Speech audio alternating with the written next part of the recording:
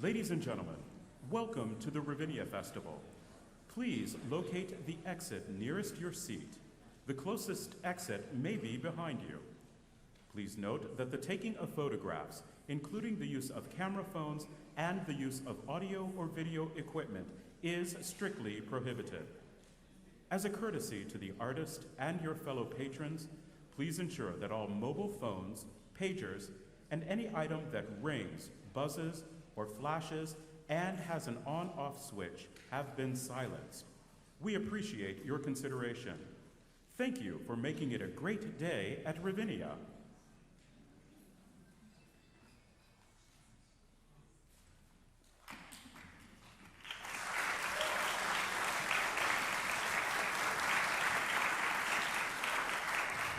Hi there, thanks for being here today. We're really excited about this master class. Before we get started, I just wanted to draw your attention to the program to some upcoming events. This Monday at 6 p.m. we're going to have our Shakespeare in Song concert featuring the text of Shakespeare, not just English and other languages, so we hope to see you there. And then Wednesday we have it's called Singing Brahms concert. It's not all Brahms. We're going to have some Brahms, but we're going to have a lot of other great composers in there, and we're going to end with Liebeslieder waltzes, which is really exciting, so we're happy about that. Next Thursday, we have Sylvia McNair and Marietta Simpson here for the masterclass celebrating the 100th anniversary of Robert Shaw, and so we're really grateful to them to be here. And next Monday at our final concert, we're going to feature the music of David Ludwig, composer. We've commissioned 3 songs from David, and we're really excited about that. We're going to feature some of his other music, and he's a terrific composer, and Corey Ellison will be here with a pre-concert conversation with him as well at 5:30. And so we're going to get started now. I just wanted to welcome Danielle Denise. She's a terrific artist. Maybe some of you were at the recital the other night. It was a really charming and fun event. I was thrilled to be there at the piano with her. I've known Danielle since she was 19 years old when she made her debut at the Metropolitan Opera singing Barbarina. She was terrific then. She's been a hard worker. She's always been all about the music. She's a terrific colleague, and we're so grateful that she's here with us today. Ladies and gentlemen, Danielle Denise.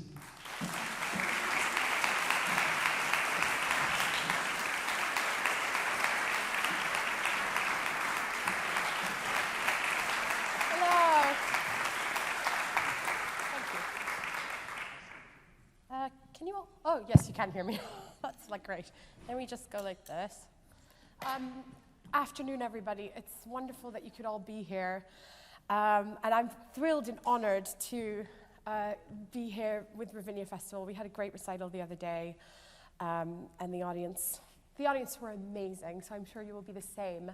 And masterclasses are something that I have done since I think I gave my first masterclass at 20, and it was obviously quite awkward for me because I am a young singer. I still am. I do feel sometimes almost embarrassed about being in a position of imparting information when I'm still a working young singer myself. But I'm thrilled to have been asked, and I hope we can look at this environment today as a sharing environment, not one of any kind of judgment at all. And I have done masterclasses, so I know when things can take that turn, and I work very hard. I mean, it's not that hard for me to do that, but I am very conscious not to turn that environment into something like that here for us today. So I guess without further ado, I don't want to take up much time. Let's bring our first singer on.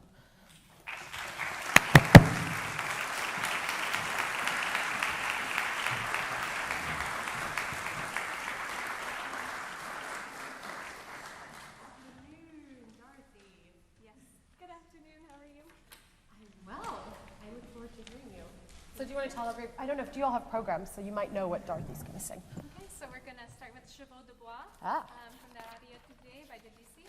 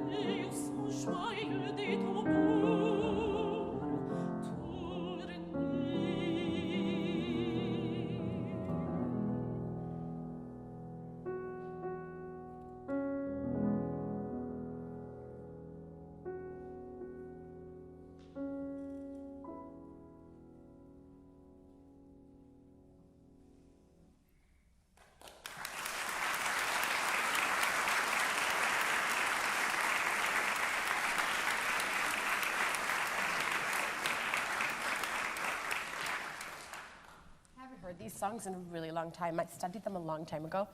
And, well, you did a fantastic job, first of all. For me, this song, just listening to it again, I'm remembering that one of the hard things about this particular song is that obviously you have this image of the carousel, these wooden horses, you know, that evoke childhood and a playfulness and a sort of légèreté of spirit. But obviously it is an adult who is recalling this. And so there is a certain kind of emptiness, right, to these actions, this endless spinning.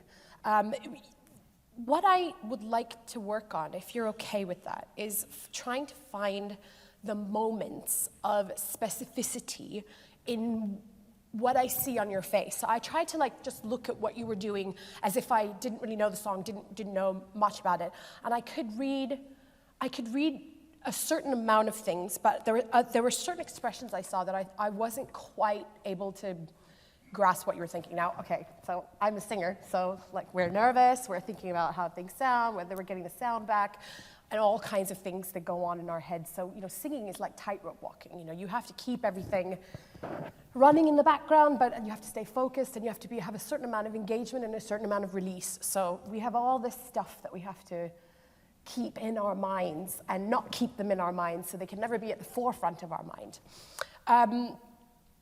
There is a place, for example, in the, this very last phrase, and I just want to see Peter. Sorry, I had to remember your name by looking at the program. L'église tint un glas tristement. And I heard you breathe with the new energy, tourner, but I didn't hear you breathe. Now, I know we have this discussion about, silent breaths, and do we breathe with an effortful sound? So you did the right thing by not, as it were, making a noisy breath. However, I felt that energy should be the opposite, really. That you should be supplying that impetus, and as a result, your pianist reacts to you, which means you, in a way, become much more in control of the thought process of what drives music, what drives that last impulse of energy that brings us back to the reminiscence of the original theme of the song. And that's Debussy brought that back to sort of give us one more taste of that, this kind of whirling sound. So just little things like that. I might stop you if it's okay, but let's just start again, and we can just sort of break it down a little bit.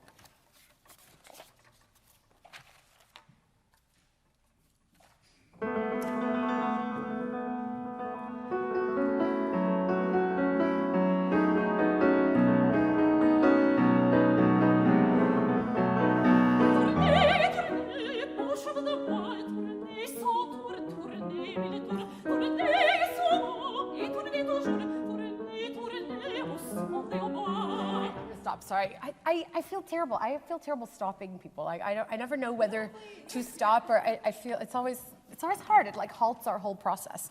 When you start this thing, because we have all these introductions, right? So what I saw that you were doing is kind of your eyes were scanning the room, and I couldn't read whether what you're doing is, are you looking for the carousel? Are you? I was kind of seeing it whirling by, but perhaps I can translate better. Maybe it's just in one spot. So if you with this kind of gaining this composure, and you're there, you're back, you're in the character of what you're going to say, and this music, is the music the thing that makes you see the carousel, or will you lift your head up and you've seen it? These are the kind of decisions that you can make, and that will help to bring that level of specificity that the audience can read without even the text having begun yet. Right. Give it another try.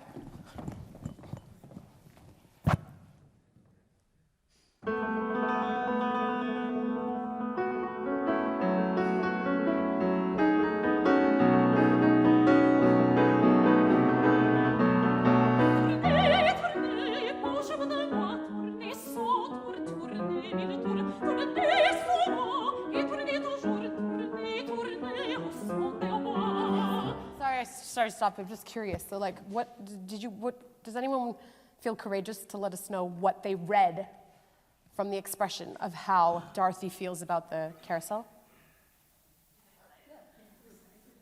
Excited? Does she want to get on? No, because it's that kind of thing. Because you're in charge of this, so you can also do this. You could also see the carousel and go like,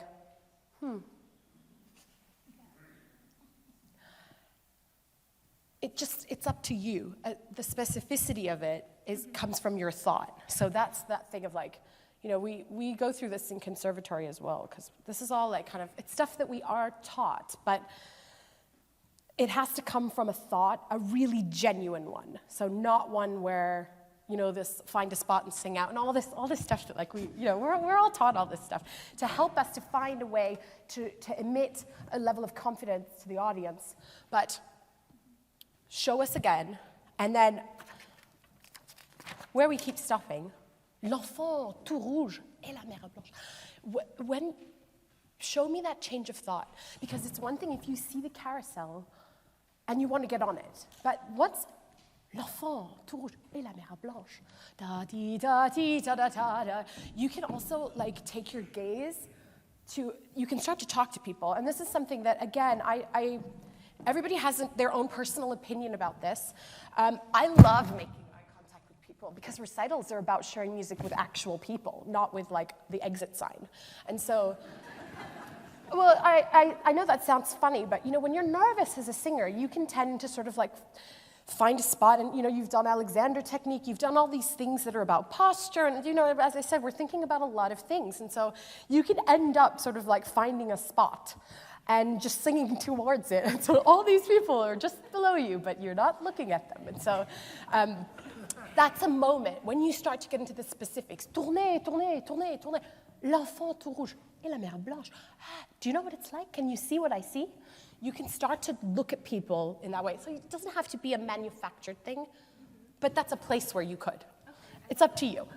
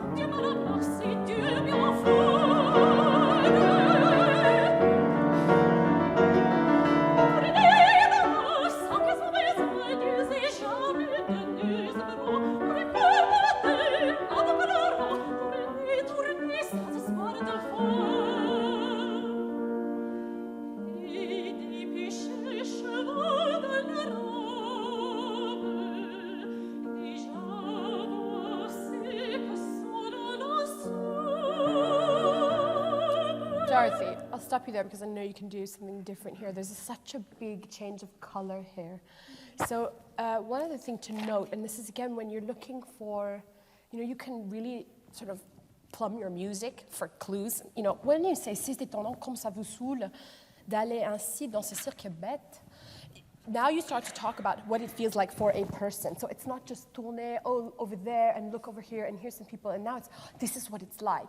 It feels like this. You feel like this. And this is what happens to you. So this is another moment when you can change how you connect with people. Because there's another thing that I just wanted to share with you, which is that when you are talking to people and telling a story, it's an easy trap to go like this. To go out, because you're like, oh, I want to connect with you, so I'm going this way, I'm going that way. You can also take, for example, when you go back to tourner, tourner, it's a reprise. Why are we saying this again? You could go back into yourself as well. So there's also the area of still sending your energy out, but your body can go further into yourself as you reminisce. So this is, when you get to this third bit where there's a big change of color here, can you give, without compromising what your teacher and you have decided with your own just vocal timbre, but can you give a very big change of sensation to the color? That sounds so non-specific, doesn't it? Let's think of what we can say. Try to sort of, the whole tempo slows down. You have to, obviously you will have more legato, you have bigger slurs. I would say try and change this color without necessarily sort of chucking your whole technique out. See what you can do, but try to convince me that why do we want to keep listening to this song? It's also, you can do it with breath. And I'm a personal believer that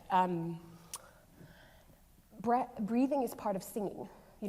If I came on stage and I said, hello, with no breath, hi, how are you? Look what I've just seen. The breath is just as much a part of that expression as the actual words that I'm saying. So there, for example, you don't have to make a noisy breath. It's just a breath of intention. It's a breath of, my thought is already in my head. My thought came to me and I breathed in order to say it, but not just, here the phrase begins. Okay, why don't we go from the reprise, tourner dada, sans qu'il soit besoin, tu sais jamais.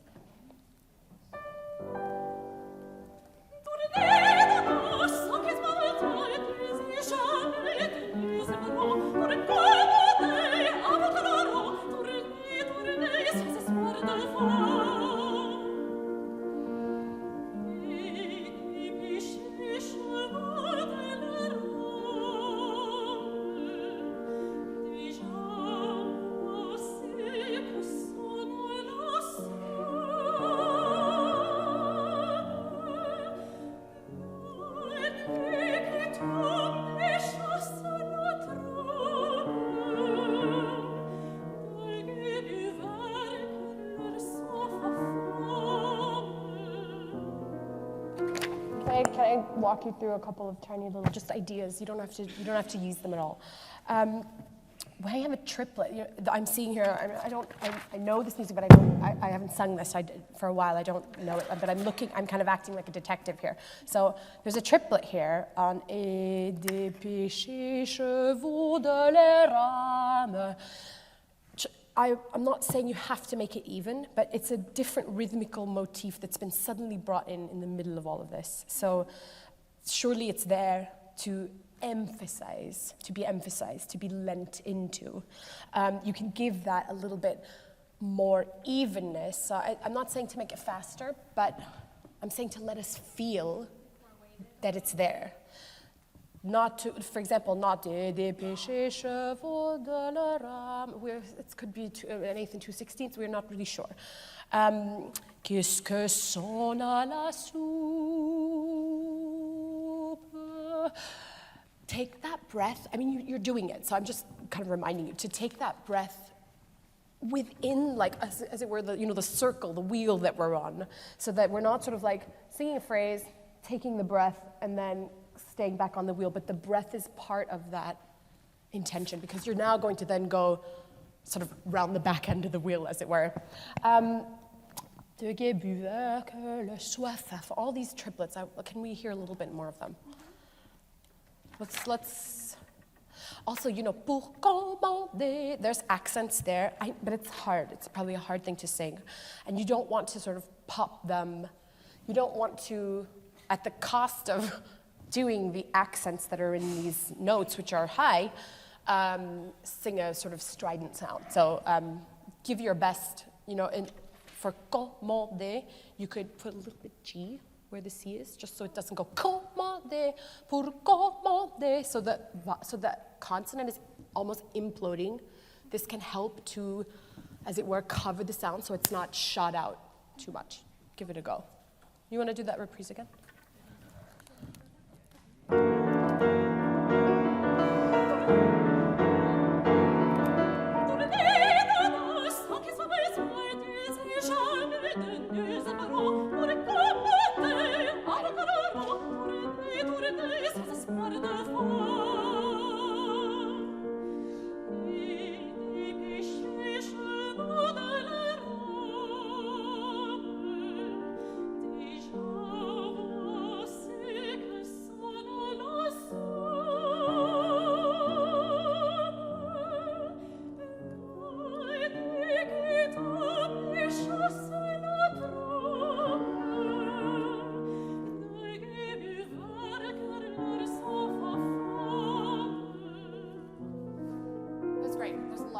Really good stuff in there. And now, because obviously you were concentrating, the expression now that you had, which is probably one of concentration, kind of started to look a little bit like more sad. So now if you can try to apply all of that and keep us in the vision that you can see. This is with song always. The task of a song is to do in a very short amount of time to paint a picture that the audience could see if they weren't looking at the text. That's how I see it anyway. I had a funny moment in my recital. I was singing this Grieg song cycle. It's in Norwegian, so not a lot of people speak Norwegian. There's not a lot of recognizable words. Actually, there are none. And so I think I was like into the third song, or maybe the second song, and I suddenly heard everybody go. Like they suddenly really wanted to know what I was saying. So something in my expression had like gotten to a point where it was specific enough that they felt they needed to know the words, the actual words. So, I mean, it goes both ways. You know, you want to be able to understand the expressions that somebody feels so that if you didn't have the words, you knew exactly what state of mind they were in. And so this kind of level of kind of clue hunting, really, it's all coming from the music, you know, and this is such a personal thing. So I'm sharing with you my personal things, what I can see from what you're doing, but you may find different ones, in which case that would be the right answer, is the one that feels the best for you. You know, as long as we're talking about articulation, tourner dada, sans qu'il soit besoin. I know they're staccati, and you don't have to break them up, but you could, sans qu'il soit besoin, tourner sans tour, tourner mille tours pour commander. You could try to articulate them more, but always within the realms of what your teacher has said is the right thing to do. I just know what this is like. I've done master classes where like I've been asked to do stuff and my teacher's in the audience going like, oh God, you know, because they know it's what they told me not to do or something. So always within the realm of what you feel is right that your teacher approves. Should we give it one more go? Should we give it one more go and go to the end, and then we'll do sin extase? But before you do it, when you get to this tempo primo in the very end, tournez en son joyeux des tambours, tournez. Bring me somewhere. I want to be brought somewhere at this point. I want to know exactly how you feel. Are you ready to like leave it as a lasting memory? Are you ready to like kind of slingshot it back to the audience one more time, but it's already gone? And this, I think, is quite French as well. This idea that one can engage emotionally in something without investing a terrible amount. And this is the very hard part about French music, which, you know, Kevin and I were talking about it in rehearsal, which is that, you know, we'll talk about it in sin extase. Let's give it another go.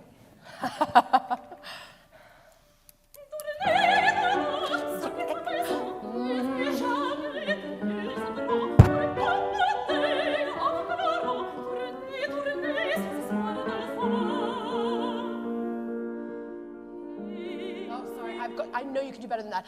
Show me, as soon as you say, sans espoir de foi, this chord, for me, this chord already that you land on foi is already, your thought has already entered your mind. So then the question is, sans espoir de foi,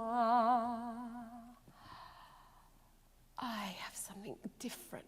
The eyes and your body as a result of your thought can react that way. You don't have to, never, I always say to anybody, to myself, to anyone, never You cannot, if you try to do this artificially, it will never work. And it's true, and we've seen it at all levels. All of us will have seen another singer or somebody else who has put in the work, the right work, what they believe is the right thing to do, which is like, let me think of what I mean and da-da-da, and what the words say, and here I'm gonna change. And as soon as those map points become a choreographed thing that has come from an intellectual place and not from a thought, not from an emotional place, you can kind of read it straight away, and then you might go, well, they did a very good job, but did you feel what they felt? And then the answer is no. So show me that. When you hear this new chord, that you've already gone into a different place, it's a slightly sort of almost transcendent place, you know, this new sound, these new triplets, everything is taking you there, so just let yourself go there. Let's try one more time.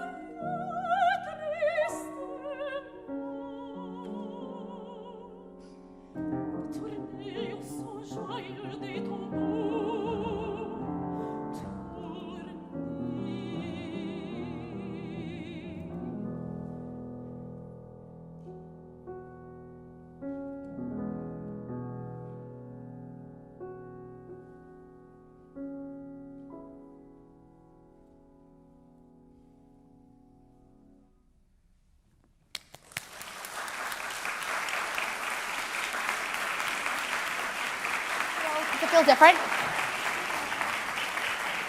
Just give you like a few more sort of like colors to the palette, and you know, even when you say the last bit, tourner au son joyeux des tambours, tourner. Small things like just leaning back, stepping back into yourself, so you're not always like this. Allow you to sort of release again.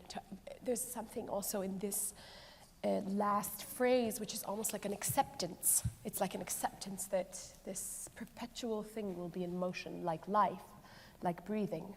So there's a sort of tourner, continuer, you know?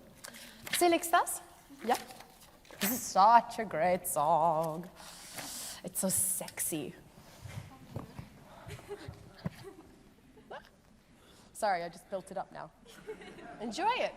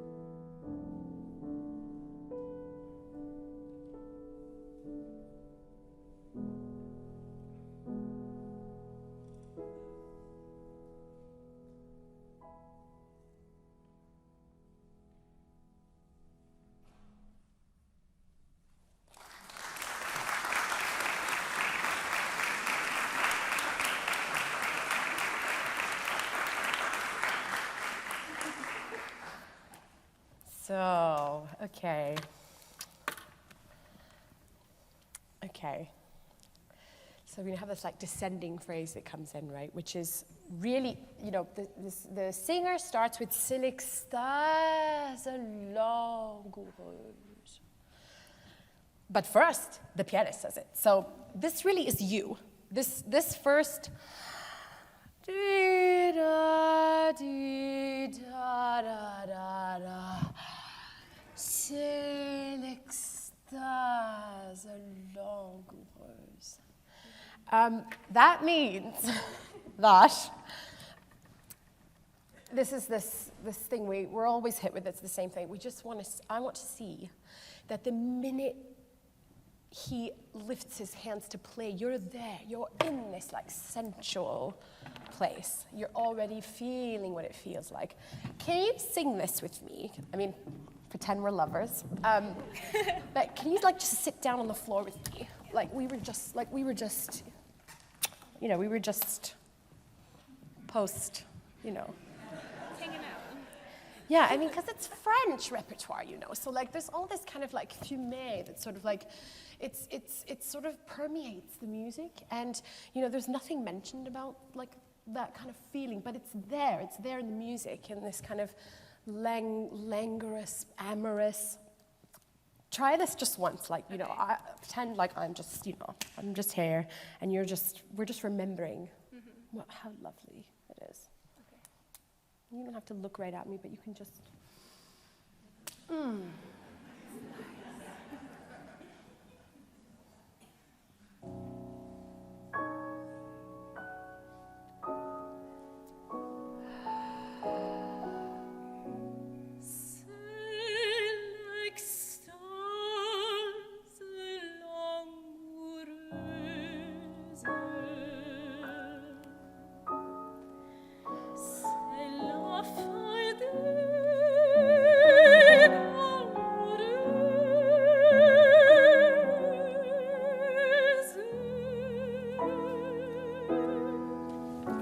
think.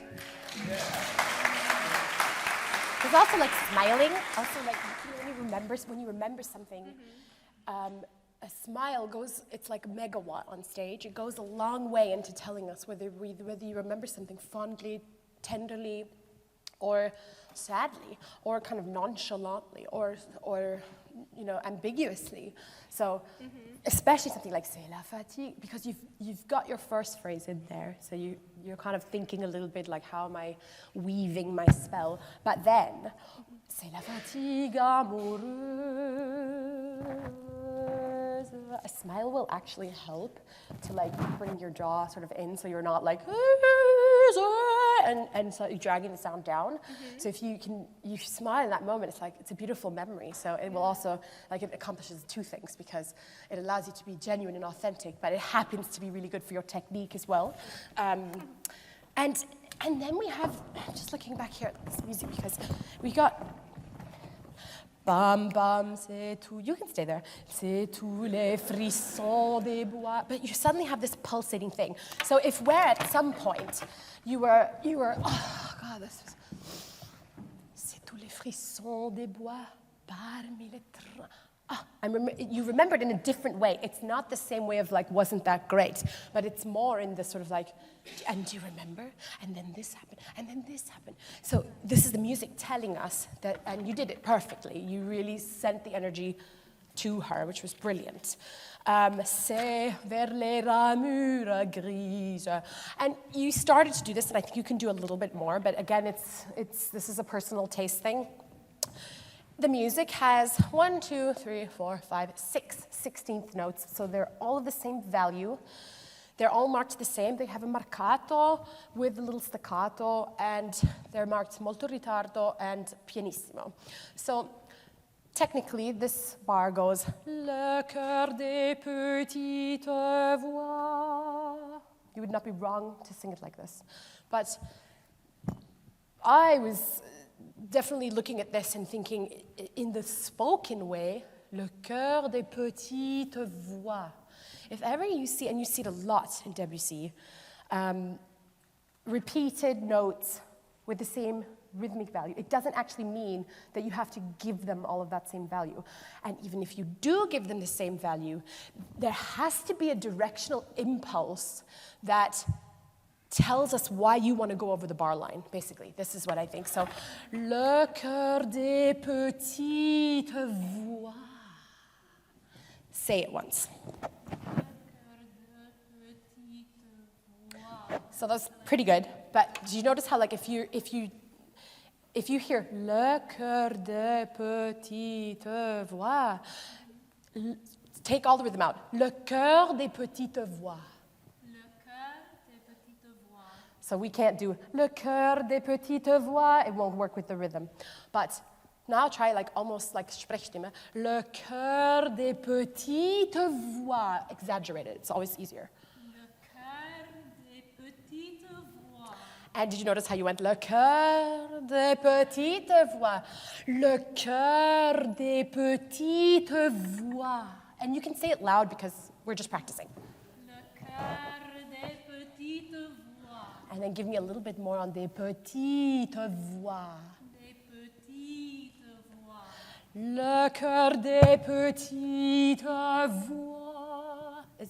You can somehow get a shape out of when you speak it where we don't feel le cœur des petites voix. I mean, technically that is like absolute homework. We did it, it's done, we did the music, it's great.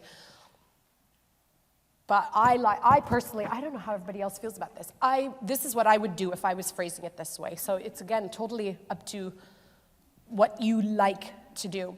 But if ever I see sort of this kind of repeated bar like this, I think this is a sign to find a shape. And it's a little bit harder because Debussy hasn't given us one, which means he's asked us to make a shape out of the words. So this, for me, this is how I sort of like clue deduce that, but I have no basis except for my own musical instinct. So, but give it a try when you're singing it. Le cœur des petites voix.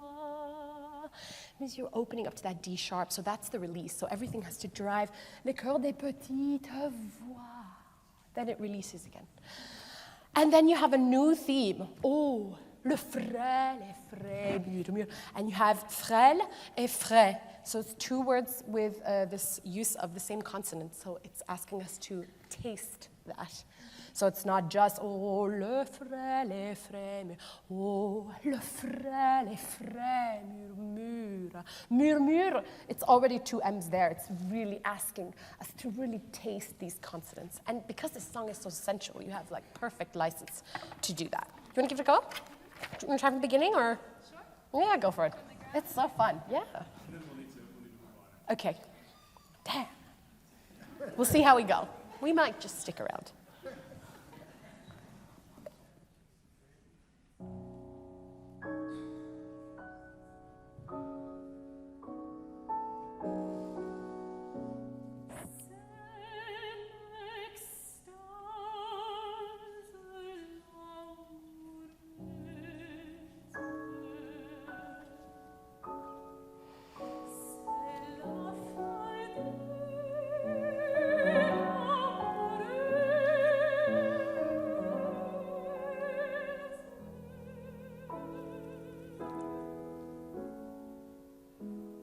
Remember it.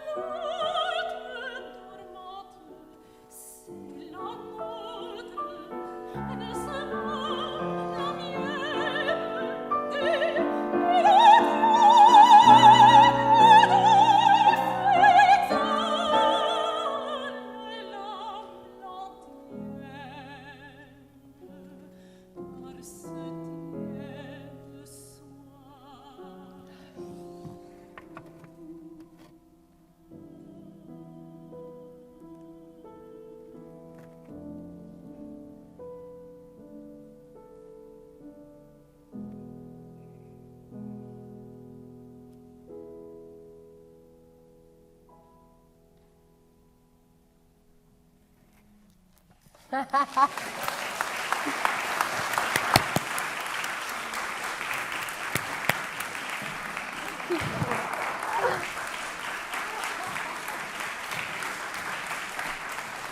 did something quite tough. I did something quite tough with her at the end because, you know, did you notice that I held her gaze at the very end, which this is the kind of stuff that when you have an interaction between two people, you start to be able to tell a story. The trick is doing that with nobody there, you know. So when I held your gaze, after a certain point, you got like a little nervous, and then you started blinking, and so.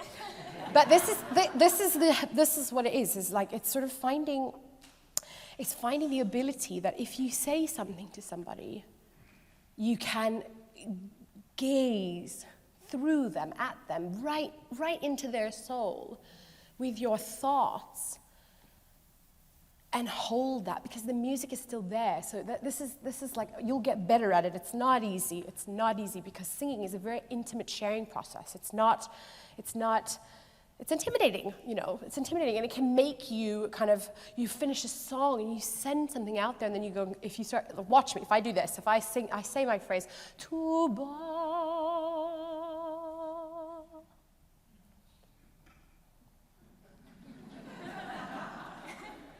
I'm still there, I'm like focused, and, you know, I'm not like disturbing the pianist's Nachspiel and all that, but this, keeping your thoughts absolutely faithful to what you're feeling right until the very last breath of the piano, till the music has been sent out to the very end. It's gone and it's left the building. It's very hard, and so you were very brave to stay with me there. But that's the kind of thing that you'll grow with. So well done. Okay. Thank you. Thank you.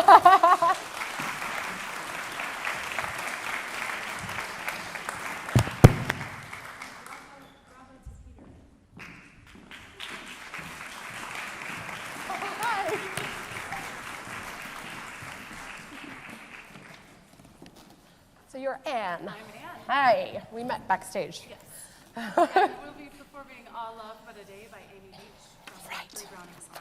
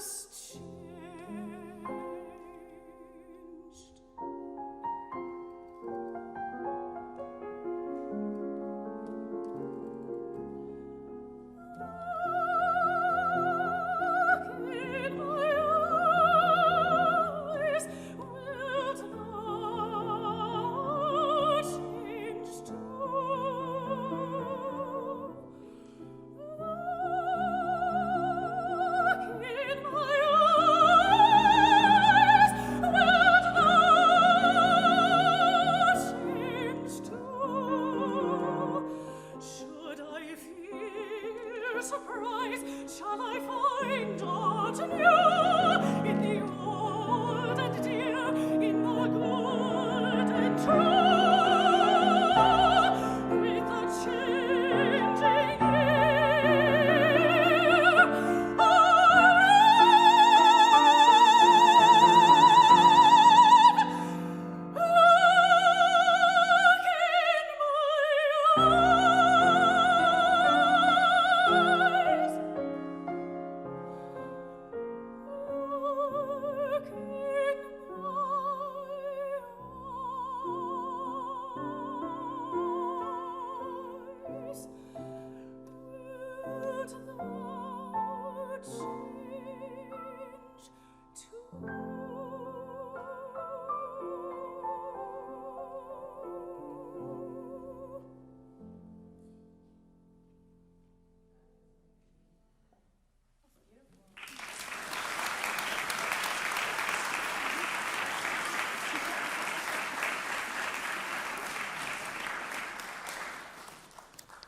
Browning. I don't know this song at all. Okay.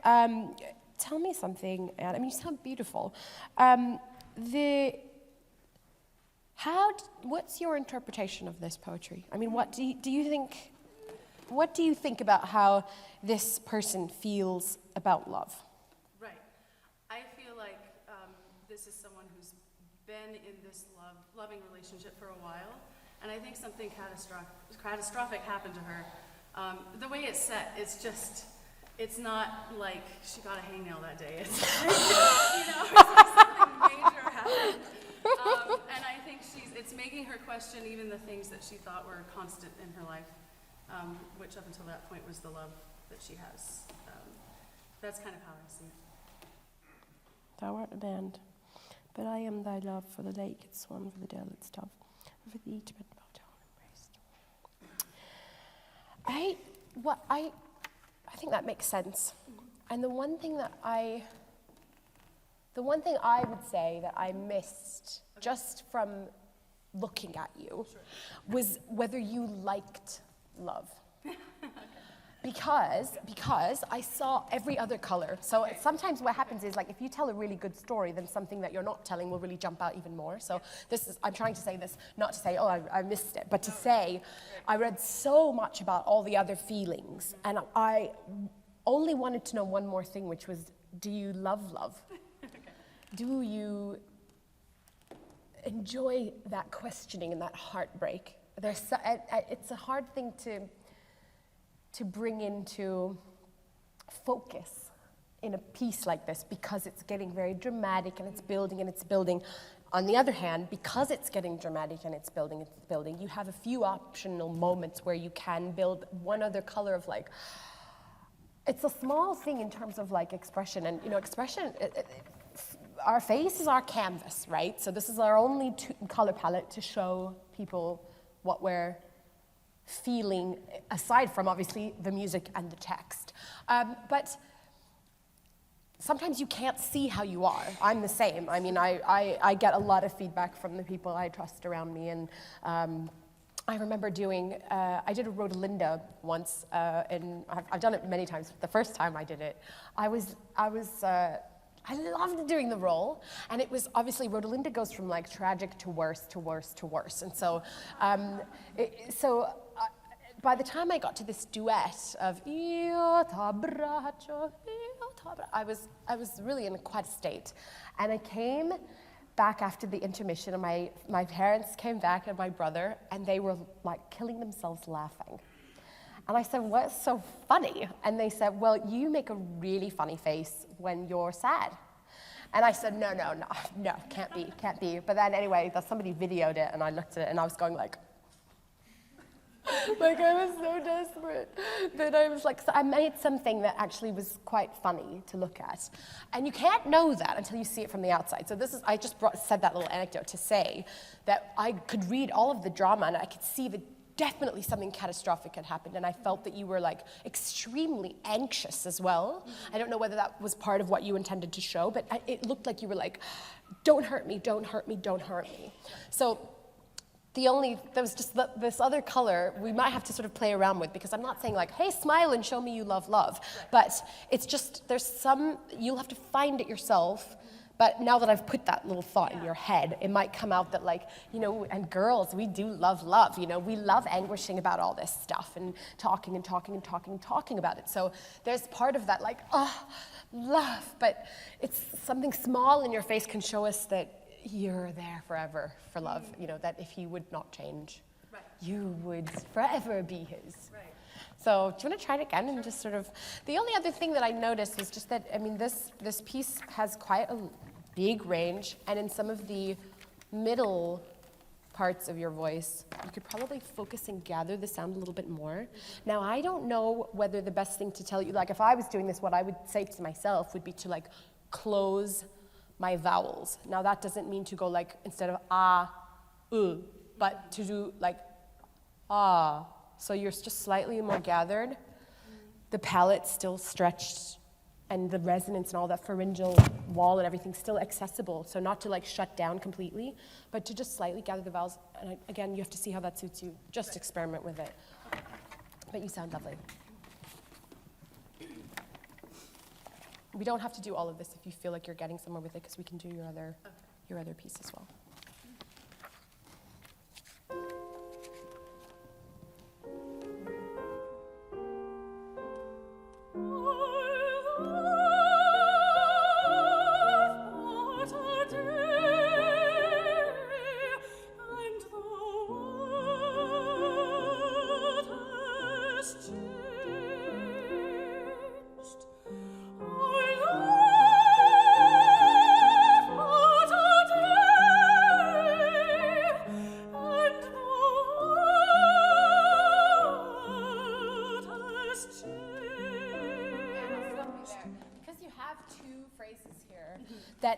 You haven't yet communicated to the public.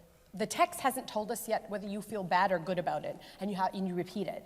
And you have the first phrase, which is not as stretched as the second. So I feel like the second phrase has got a little bit more pain in there. So you could not give it all away. Okay. You could go, love, but today, and the world has changed.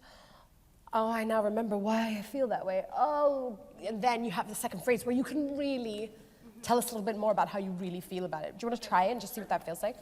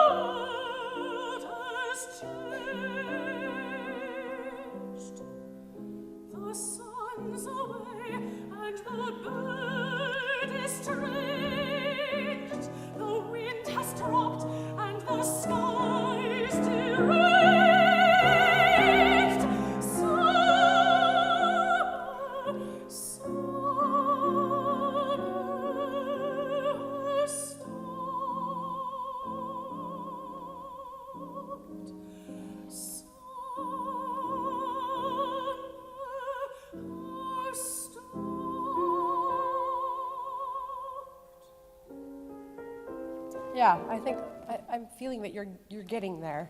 I would say you could go even further. Actually, from what I'm reading, I know there's so much more to go in this. There's so much more to give us later. The sun's away and the bird is strange. The wind has dropped and the sky is deranged. Summer has stopped, summer has stopped. You know, when you talk about love and you go like, oh, and it just broke my heart, and I was completely mad about him. And then he left me, and then, but then he called me, and then, you can talk about subjects that sound heartbreaking in a way that is still shows that you're sort of positively addicted to it. Okay. Versus positively traumatized by it. Okay. So because we've got a lot of trauma that you can show us later, you can still, I would almost imagine that somebody right before the song began said, and I fell in love. And you were like, love. Now, let me, so that you don't start the whole piece with like, I'm going to take this into my world immediately. And like, it's not to say that we can't sing things that remain constantly one color throughout the whole song. They can. But here, I think there's a bit of possibility to, as it were, kind of make you reach out a little bit more to who you're speaking to, versus like, I'm thinking about myself and my feelings and what I've gone through, because you have a lot of like breadth of the song. So that's a way in which you could sort of shape the beginning. Okay. And I think now that you be thinking about that, you can probably go further with it. Do you want to sing your other song? Because I think this is wonderful, and I think you'll go to the right place with that dramatically. But I can feel vocally you're really there. Right. Thank you. So well done. Do you want to sing? How are we for time? Are we good? 5 minutes. Oh God. Okay. So yeah, let's move on to that other song. Did you want to sing that? Is it Chanson triste? Is that what you have? Yeah. Oh, DUPARC. Oh, so lovely.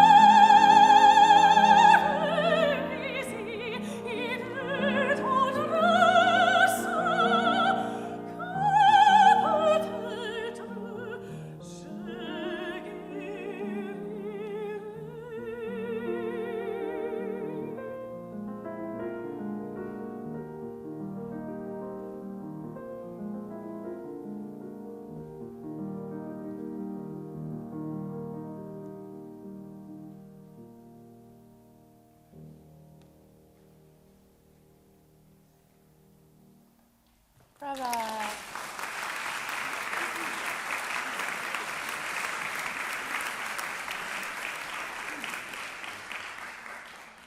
So this song is so beautiful. I was thinking about sort of you and the last song and what we could do with this piece. there's so much, you know, with French music, and there's lots of climaxes in here. But what I would like to say, and this is, you know, take with a grain of salt, but there's a very heavy heart behind this text. There's a very troubled and very pained person. And do you ever have that feeling if you try to talk to somebody, but you are feeling so much pain, and you can't, you want to communicate with them, and you can speak to them, but you're almost imploding. That's what I feel about this song. It's like, there's a lot of chromaticism in all of that, and so there's a lot of tension, and then there's release, and then there's tension, and then there's release. So, dans ton cœur, dans le clair de lune, et pour fuir la vie opportune, you did, je me noierai. I would venture to say, if you can try to shape that differently, so, et pour fuir la vie opportune, je me noierai. It should never be totally released. Generally in French music, I would say that, actually. And this comes to something, and Kevin, where's Kevin? Oh, maybe he's not here. Kevin and I were speaking about this, the idea that nuance in French music, actually I didn't speak with Kevin about this, but nonetheless, we touched upon it. The nuance, French music is so incredibly romantic, it's very deep, it's very lyrical, and it asks us to provide a lot of our own sort of personal nuance. That is not the same thing as indulgence. So because when you love something, you want to really hang on to it and stuff, right? You really want to like really indulge in things. And French music, I always find, I'm literally, every time I'm rehearsing a set with somebody, I'm always thinking, and let's not spend too much time, and let's not spend too much time, and let's not spend too much time. So this is a place where in another kind of repertoire you would be importune, if it was like Italian repertoire, would be completely like this. And instead, in the French repertoire, it's like, dans ta clarté. So the other thing I want to say is, can you try to, what's your name? Olivia? Okay, so to bring, what I find about these first phrases is that it's a person who, maybe they suffer from like depression or like anxiety, but they're trying to see the good. They're trying to see the light. Moonlight, it's interesting. I'm looking at the poetry of this. It's not sunlight, it's moonlight. Moonlight has the pale color, so it's a pale, ghostly kind of opportunity of light. So these can help us to understand whether this is like a sunshine piece or somebody who's still trying to see the light at the end of a tunnel, but the light is still showing us, because it's moonlight, that it's still pale. There's not a lot of hope, but she's trying. Yeah. So just as an experiment, you know, if you're a parent and you have to try to say something to a child and you're suffering deeply inside, but you can't tell the child that, so you're like, honey, it's wonderful, it'll be all right, and you're trying desperately to be positive. Can you try to say the first two phrases to Olivia, like pretend she's your daughter, and you're like, you're amazing, even though you know she's terminally ill, just say it, you know. I know that sounds really dramatic. And so, I mean, you know, she's a big girl, she can take that. But what I mean is, I mean this to say, you'll have a better opportunity to try to show that you can still see. I see that emotionally you're somebody who really enjoys. You have a very direct connection between like how you feel about music and how we see how you feel about music, which means that because we can see how much you love it, it can risk to be one color of like, I love this piece so much. And so to build a different color, I'm like kind of going for a superficial way to see like, just take who you're saying this to out of it and pretend you were saying it to somebody for whom you had to be positive. You had to try to look at them and convince them that you were okay. Just try the first couple of phrases.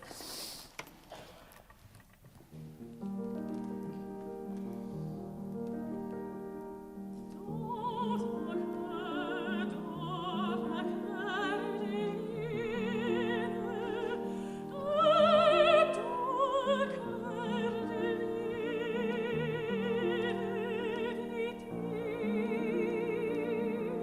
Try again, and on the little introduction, just like smile. Just try a little like, not this smile, not that smile, but like the smile of like, I see you. Okay. It's just, it'll just help to sort of open up your expression possibilities.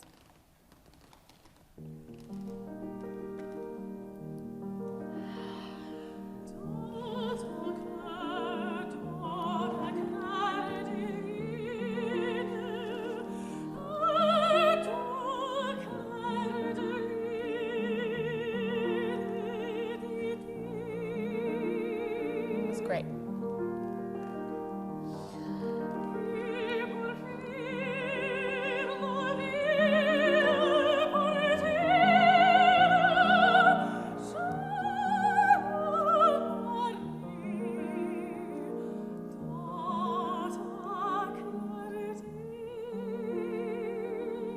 Did you guys feel the difference of that? I mean, it was like night and day. It was like sunshine and moonlight. Well done. What did you feel though? I've been struggling with how to express exactly that difference of, it's, at one moment I'm saying things are great, and the next moment I'm saying to avoid these horrible things that are going on in my life. And it's that contrast that how do I bring that across? Yeah. So that makes a lot of sense. And the other thing is that with this text, I mean, she says, pour fuir la vie importune. So, okay, to flee all these horrible things. I think where you'll free yourself up is if I tell you this, that it's not necessary to, because there are words that show that something is negative, to like do the expression by text type thing where it's like, okay, I'm talking about my bad life, so this is going to be bad, and now I'm talking about I'll love you instead, so this bit's going to be happy, and then, you know, to divide it like that, because the most important thing is not that she wants to escape a terrible life, but that she will envelop herself in the beauty and the clarity of the person she's talking to. So if you always think that you're actually moving to clair de lune, clarté, it's a person who's looking for light. It's a person who's looking for hope. So that can kind of free you of that whole, like, how will I show both? Because if you feel and you sing the other, the torment and all the love that you have for everything that you could do, I can see, that's already within you. So kind of abandon that then and just look for hope. And then you have, because understandably, the next line is j'oublierai les douleurs passées, but I will forget all of the past pains. But again, the key word is forget, not pain. I will forget them. I will discard them. When you get to mon amour, again, go inwards.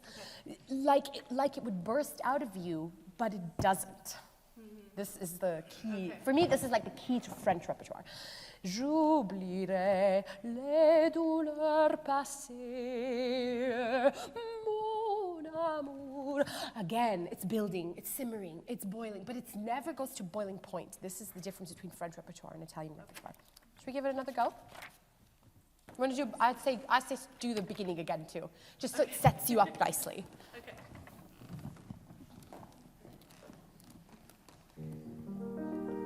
Smile.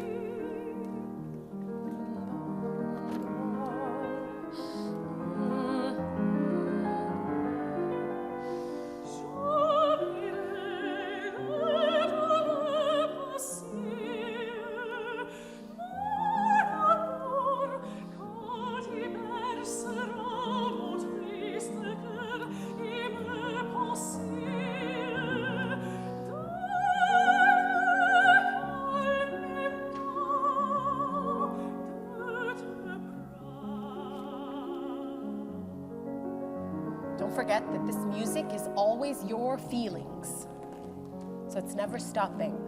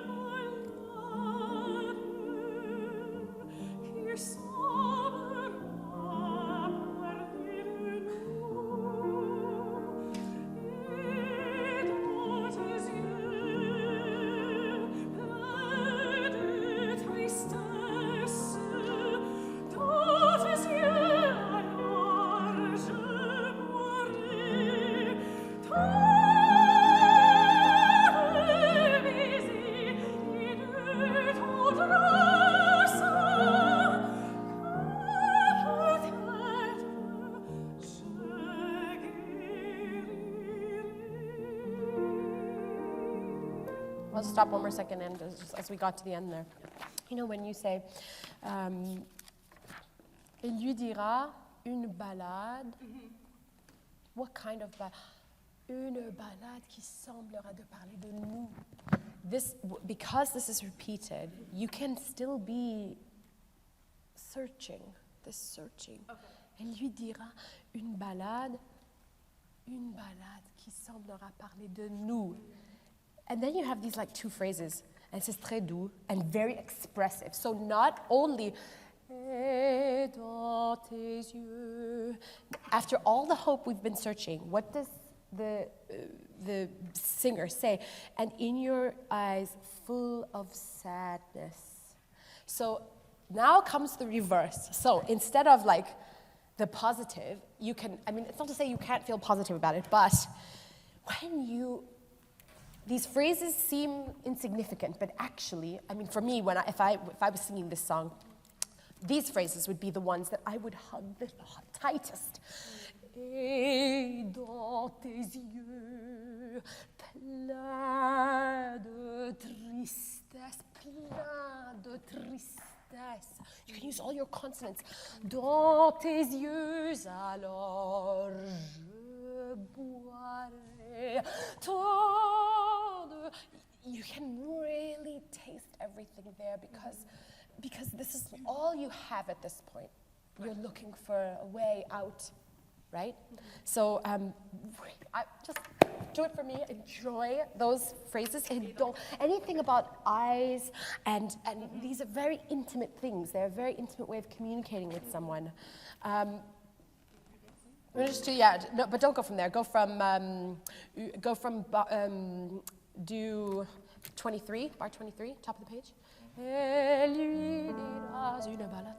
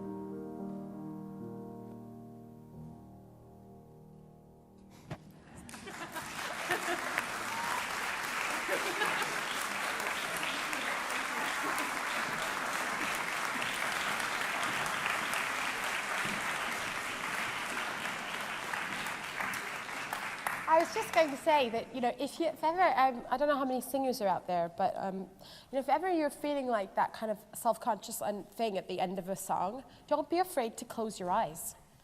Because the music is still your emotional path. So like that end bit is so beautiful. You could just close your eyes and listen to it and feel it. And that's very genuine and authentic. You never make a mistake by doing that. So just if any singers are out there. Right, who's next? So, Emily D'Angelo.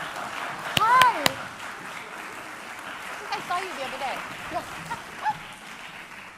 Hello, good afternoon. I'm Emily D'Angelo, and I would like to start with Tu preparati a morire from Handel's Ariodante. Do you want to tell them all what because this is from an opera, so... This is an aria from an opera.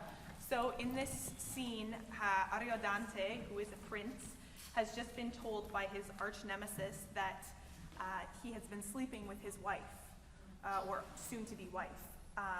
And this is in a plot to make Ariodante lose the throne, and he almost succeeds, but spoiler alert, he doesn't. So yes, this is Tu preparati a morire, which is you prepare to die, for being Well, for sleeping with my wife. Yeah.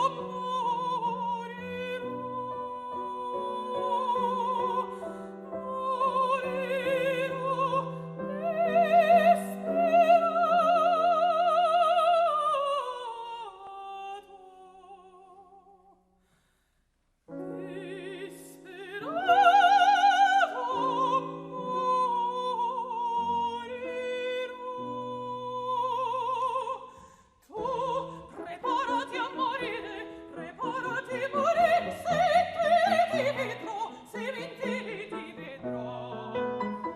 Tu preparati a morire, se mentiri ti vedrò. Preparati, preparati,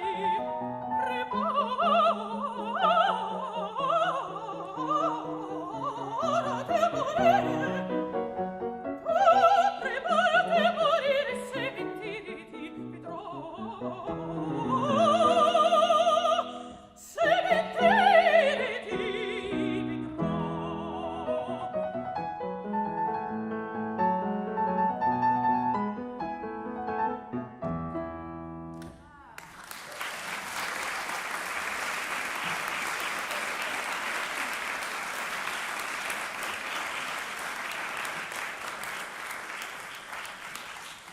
It's a great aria.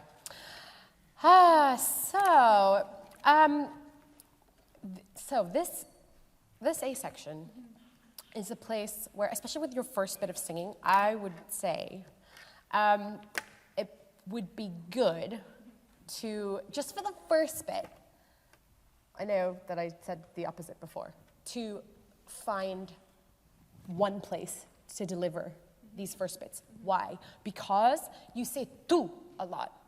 So if you're saying tu, preparati a morire, it looks like the tu is like running around the theater somewhere. So all it does is, it doesn't do anything for us except slightly dilute our interpretation of what we see, because I found myself thinking, like, are you referring to someone or are you performing this in recital? That's what I wondered. And it's a very hard thing when you do an aria in recital, because you have to straddle that balance between providing enough context that the audience feels they are watching something from an opera, but not acting like the person's on stage. So you can't like sort of do the Clint Eastwood empty chair thing. So, I'm trying to think what it would look like. You know, if you're tu preparati morire, preparati morire, se mentire tive. You could just take literally the first two bits, and then preparati. These, I'm trying to take this again out of the context of the opera. So there are other things that you can do with yourself to still be referring to someone, like you could go preparati, preparati, prepara. So you can think things as well. Preparati, preparati, preparati, preparati morire. And I'm still speaking to somebody, but I'm thinking about how I'm speaking to them versus actually speaking to them. But try doing the first two bits out. Let's see what it looks like, and we can sort of. With all this stuff, we just want to believe it. That's the thing. You want to really believe that that person is 1,000% aware and believes in what they're delivering. I think when an audience can easily become disengaged is if they don't feel that you know. So actually, our job is to be 1,000% knowing of what we do, so that everything has a reason and nothing happens by chance. Meaning, and I don't mean that everything is planned. What I mean is that everything is thought through. And that doesn't also have to be planned. It just has to happen specifically in every single moment. Especially like, for example, the end of your A section. When do you start to think, good God, could this be true? Yeah. Show them that.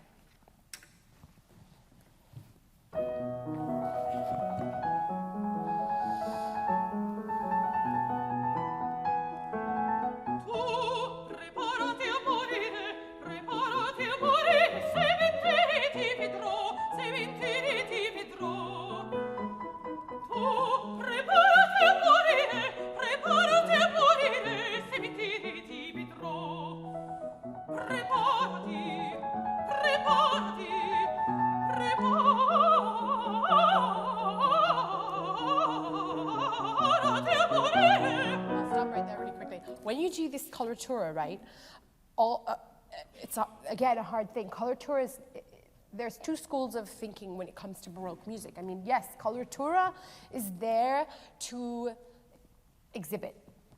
This is the part of, like, you know, the Baroque singers of the age who wanted to show, along with the composers, their skill set. So there is definitely, I would say, 50% of the, like, watch me sing these fast notes bit. But I tend to go with the other one, which is that, you know, coloratura for me is there to propel emotions. So when you're singing that first run,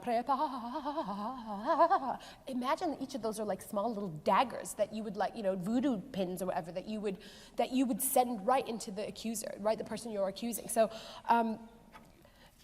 never show us that you're thinking about your coloratura, as it were. It must mean something. And actually, coloratura is a great gift because, I mean, in fact, it's coloratura, color. Color is literally the word. So it's not only acrobatics, but color.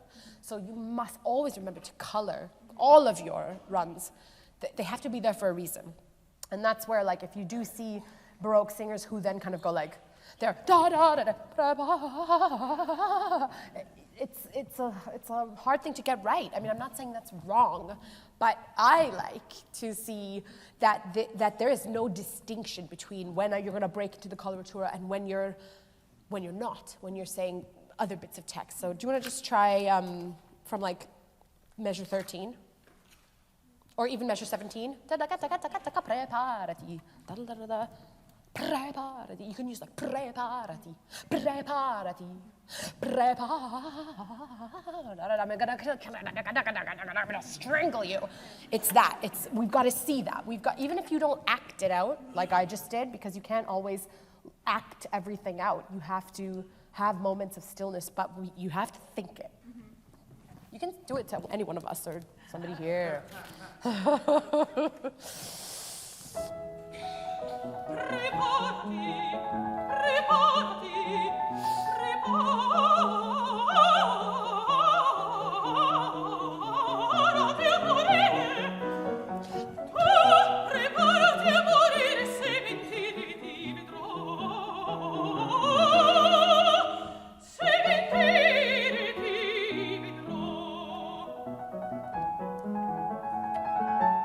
You know, so even the end of an A section, guys, like for the end of an A section, vedrò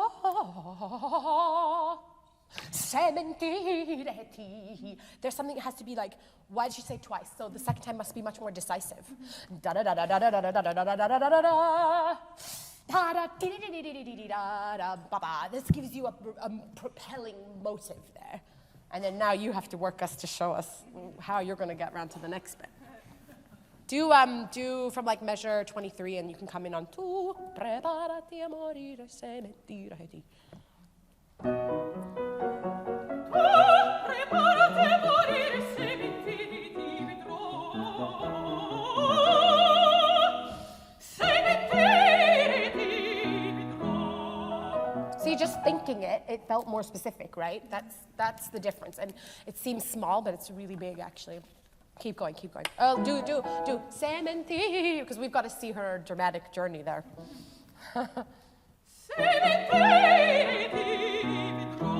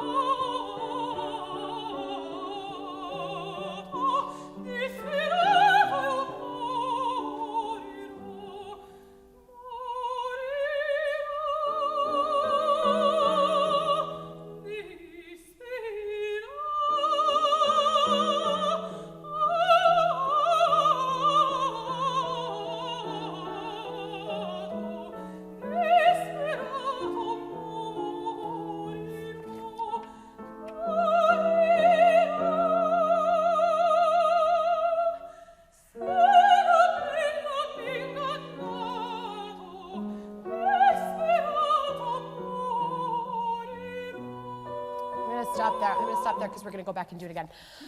So this B section, guys, this is really interesting. So okay, I've sort of mentioned it before in a couple of other pieces, the idea of there's more, as it were, opportunity to pull out of these very long passages of music. So you never have to feel like there's only one color, okay, I'm disperato.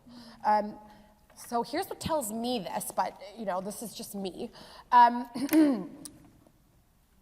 Starts in minor. Se la bella m'ha ingannato, disperato io morirò,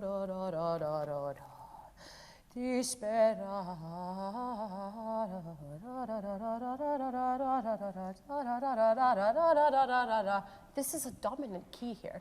We've gone back into a dominant key. It's the same key, but we're staying with a dominant chord, which is rather major and rather positive, which tells me that maybe what we can do with this, because it's so long, that if you say like, disperata io morirò, and then you could think, no, it can't be. Oh, no, da da da, dee da da da da da. She can't be da da da da da. Dispera,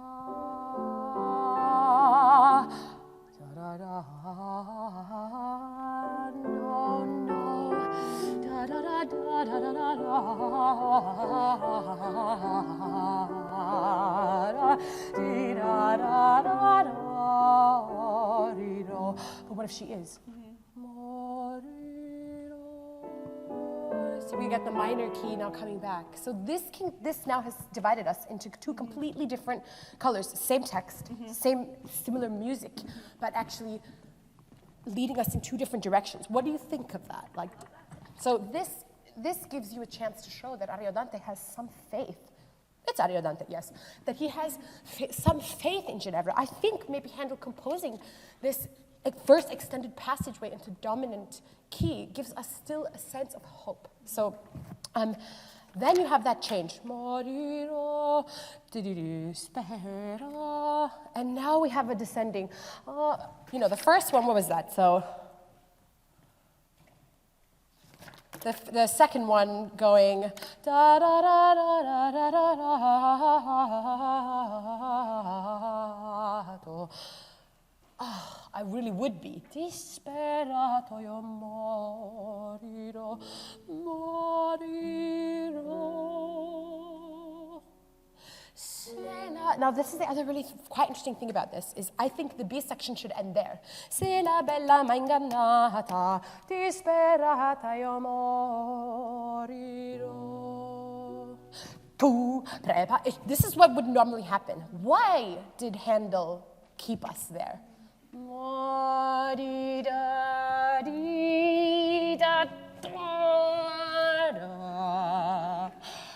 This stuff doesn't happen. It's not by chance, you know what I mean? So Handel was thinking well when he wrote this. So this it's all here. It gives you the colors that you need. So clearly, C natural there is like the bitter reminder. It could be pride. It could be all the other parts of heartbreak that come after your heart is broken.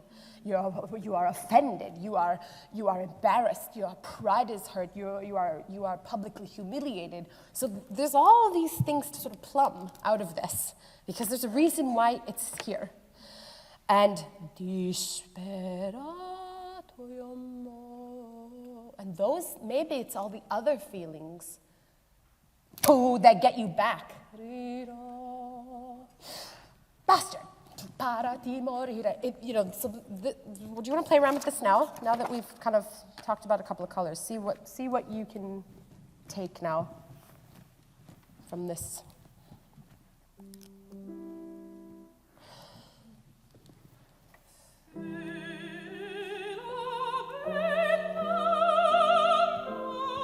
I just stopped very quickly. When you start in the 3/4, I know because you're just finding your thread of sound, but you'll actually get it better if you move through it, because you do se la bella ma. So just do se la bella ma. Just go right through it and keep in the 3.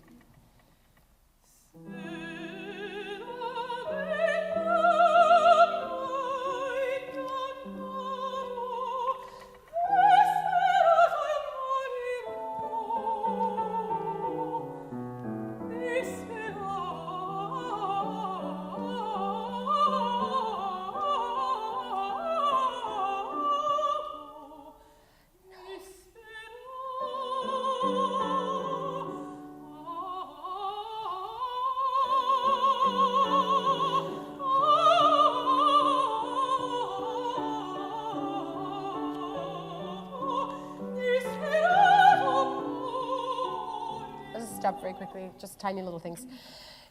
When you do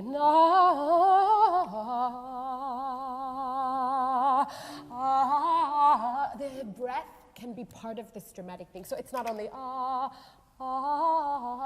the fact that you have to expound on this stable note is really there because it has to burst out of you. So use it. Just want to try from 40, and you can also just to feel it now, and you can take it out once these thoughts are clearly in your mind, that we can see them through your eyes, then you can take these things out. But for now, do dispera, no, think no. You can move your head to no, I cannot believe it.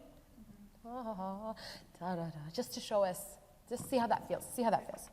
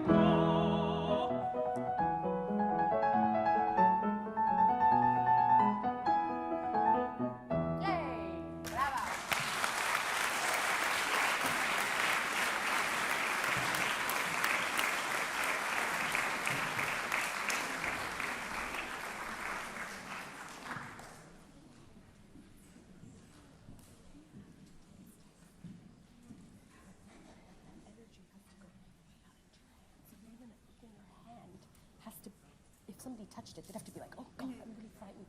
Otherwise, what we see is like you're intensively singing and your hand's like, it doesn't look limp, but it's not with you in your mind. Okay. You're brilliant. Were you not going to sing something else, or was that the second thing you've sung? That was the first piece. I'm not sure. Maybe are we out of time? Are we seriously out of time? Oh! So what about the other singers? Poor them. Guys, does anyone have any questions or anything they'd like to ask, or any of the singers? Please.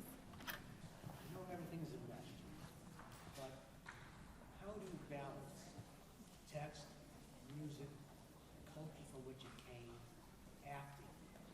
What comes first to you? How do you approach a piece first of all in all of these?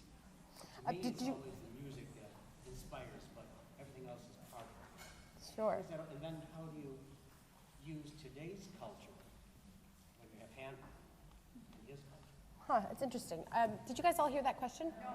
Right. So the gentleman here was just asking between text and music and sort of all the background and everything, what do we prioritize? What do I prioritize when looking at songs? And also, you mentioned culture, today's culture compared to Handel. Where it came from, and then how do you balance that with today? And how do we balance that with today? Well, for me, with regard to song anyway, and actually with every single thing I do, I go first. Obviously, music in a song, the first thing you hear is the music, but the music was composed from the text. So for me, the text is the very first place for me. Because if you imagine, so like Grieg or Handel, whoever, they first received the poem. And from there, their musical inspiration was born out of the text. So then I feel that I don't feel there's any other way to operate. I feel like music and text are quite married, and I feel like singing and acting are quite married. So I never would do one without the other. Even if you were singing like vocalies, for example, something like Rachmaninoff vocalies in A. You have no words, but you still have all of the tonality and harmonic progression, if you study music theory, which a lot of singers do, that tell you all the colors that you need to know. So even without words, there is still a story there. But that's what I do first. I mean, I cannot function, like I could never pull off just singing a song having not know what it means. having no idea or having a vague idea. I need to know every single word. I think all of our lovely colleagues here are the same, and we're all, I mean, even if you're lazy and you're not trained to be like that, where somebody's kind of smacking you on the wrist and saying, you know, get your translations sorted. And you can tell, can't you tell, guys, if you see somebody who's not quite specific, I think it really reads.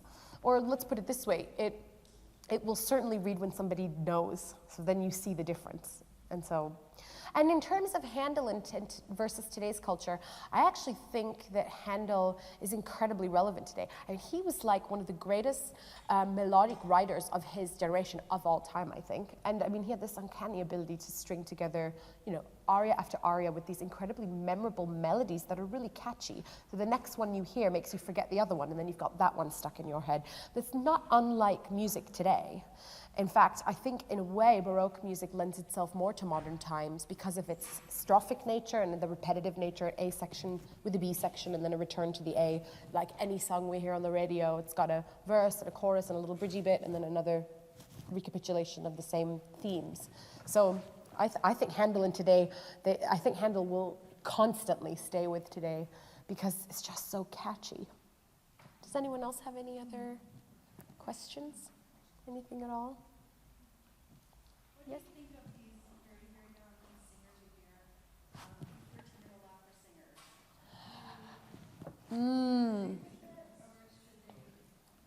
singers? The question was, what do I think about 13-year-old opera singers? And funnily enough, I get asked that question a lot because I started so young as well. So I think people want to know what my opinion is on it. And I think it really depends on the kind of training that you have. So I mean, I think some of the 13-year-old singers you might be referring to might be the ones that we see on like The Voice or America's Got Talent.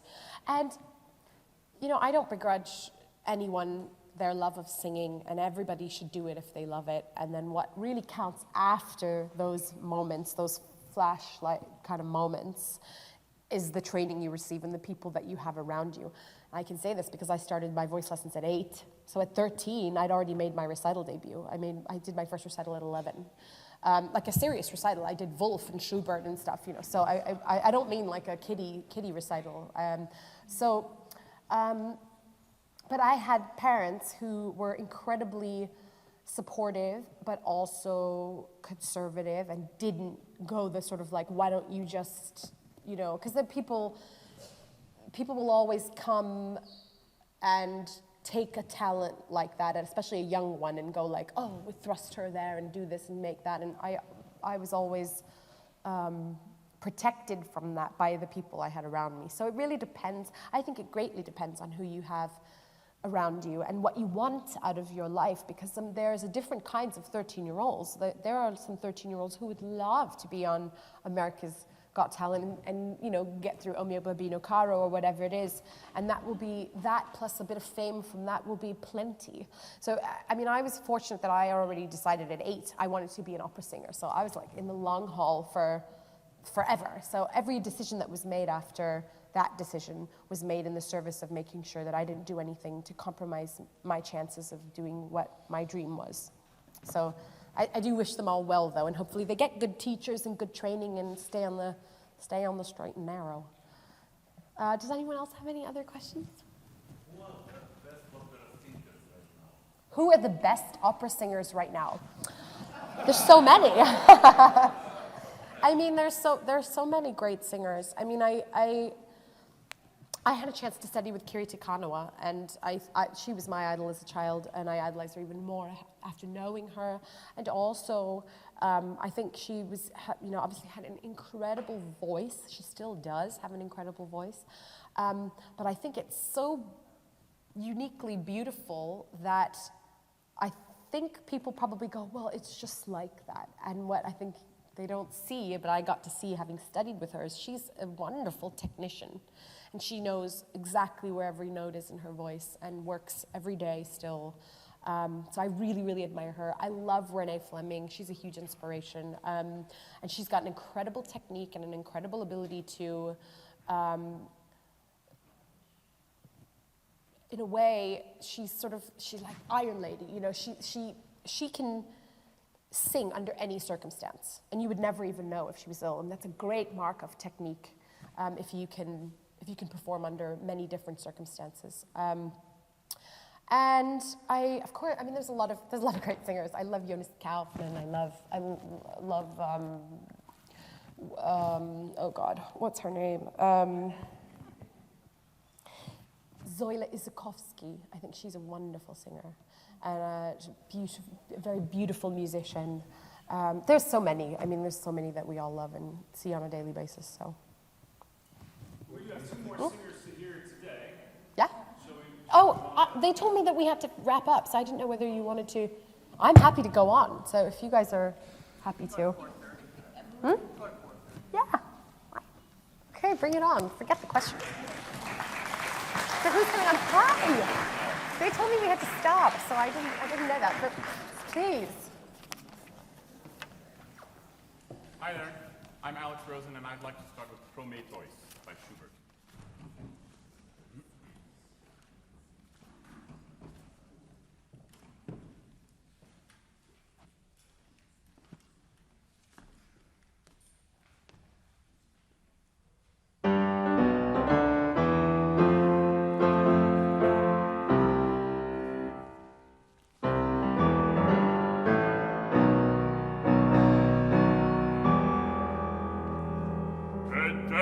Deinen Himmel, Zeus, mit Wolkendunst.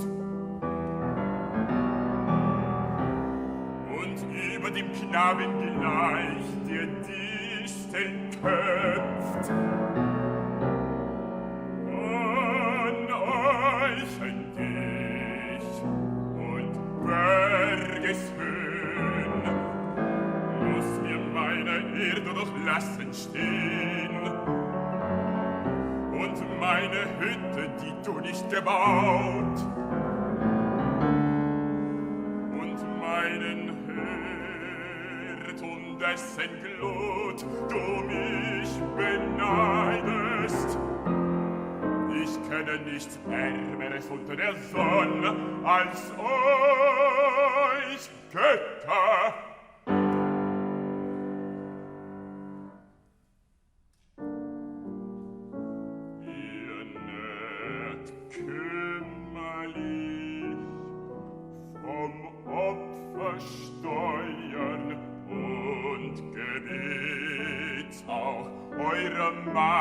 Majestät und darbtet, wären nicht Kinder und Bettler hoffnungsvolle Toren.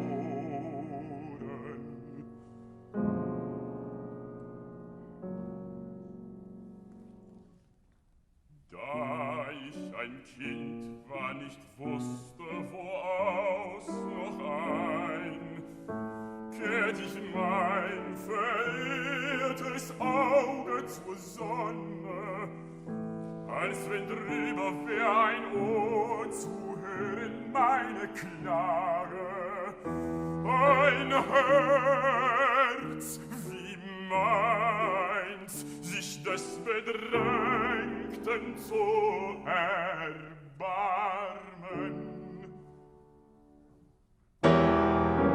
Verhalf mir wieder der Titanen Übermut, verrettete vom Tode mich von Sklaverei. Hast du nicht alles selbst vollendet, heilig glühend Herz?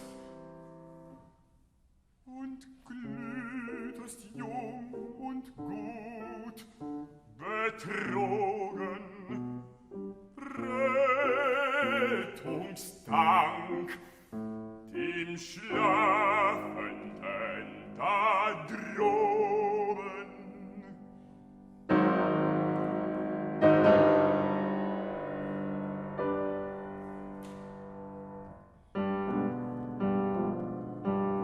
Ich dich eben, wofür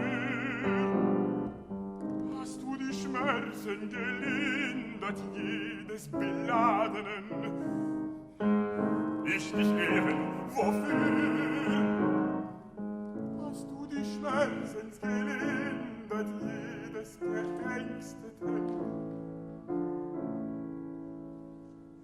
Hat mich nicht zum Manne geschmiedet die allmächtige Zeit und das ewige Schicksal, meine Herrn und deine.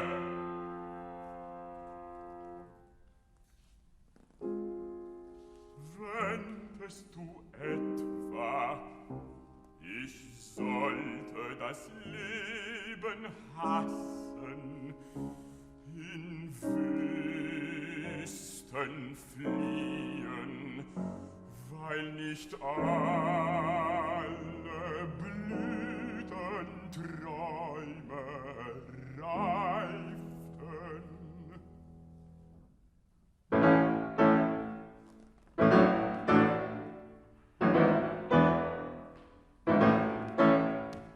Hier sitz ich forme Menschen nach meinem Bilde, ein Geschlecht, das mir gleich sei, zu leiden, zu weinen, zu genießen und zu freuen sich und deinen nicht zu achten, wie ich deinen nicht zu achten, wie ich.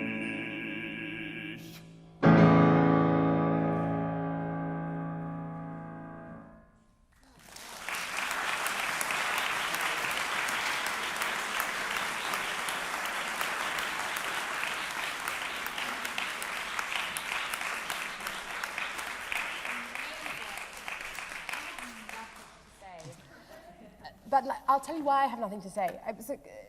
This is not Schubert for me. It was much more strong in his melodic writing than in his dramatic writing. So this song is not for me like one of the top Schubert songs. It's not his strongest suit, and yet with your ability to have a through line of all your thought, which I saw everything of, in every moment, I'm sure you'll all agree, I could read everything that you were thinking and all of the different transitions that you made between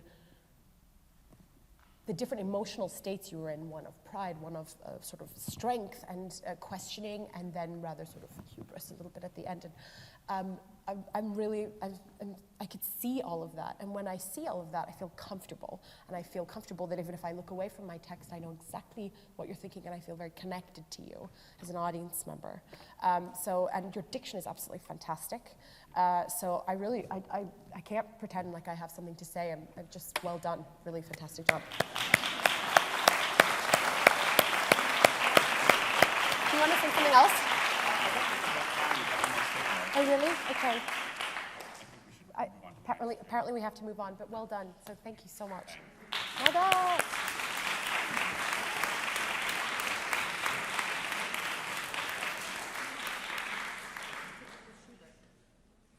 So we have Magali coming on. Is she there?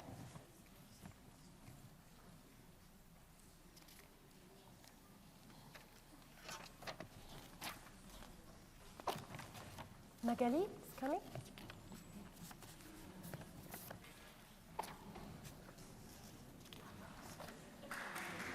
Yay.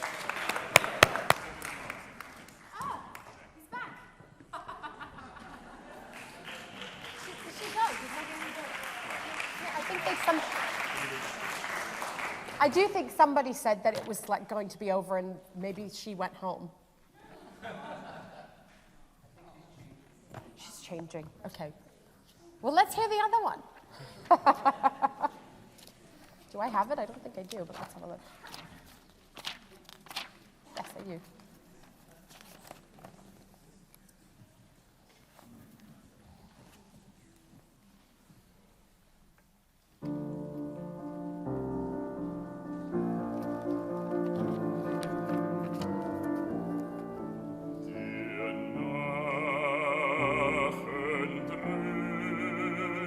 Die Presse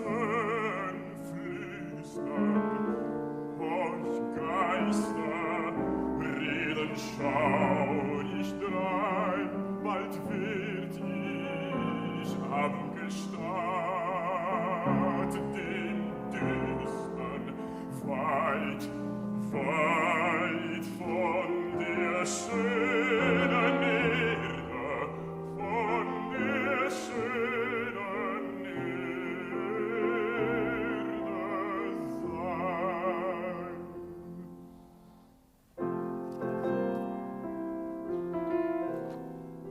Da leuchten Sonne nicht noch Sterne, da leuchten Sonne nicht noch Sterne, da tönt kein Lied, da ist kein Freund, da tönt kein Lied, da ist kein Freund. Empfang, empfang die letzte Träne, o Ferne, die dieses müde Auge weint, die dieses müde Auge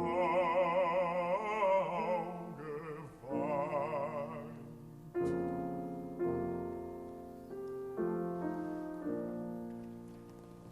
Schon schau ich die Blasen deiner Lieben, den Fluch benannten Tantalus.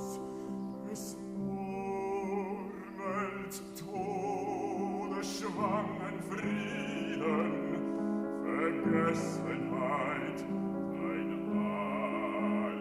alter Fluss.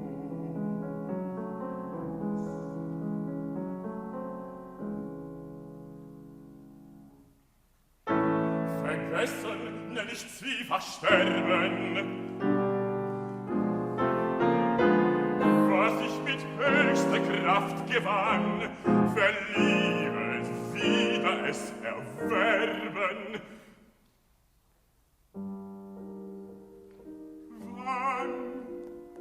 Wann enden diese Qualen? Wann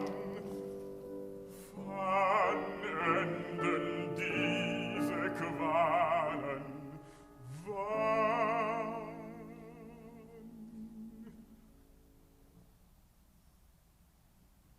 Der Nachen dröhnt, Zypressen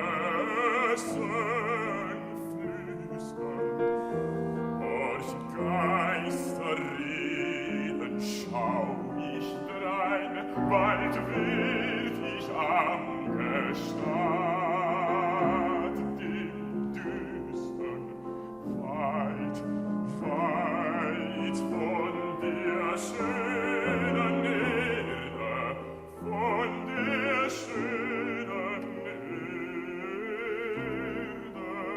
sein. Bald wird ich am Gestad dem Düstern, weit von der schönen Erde sein.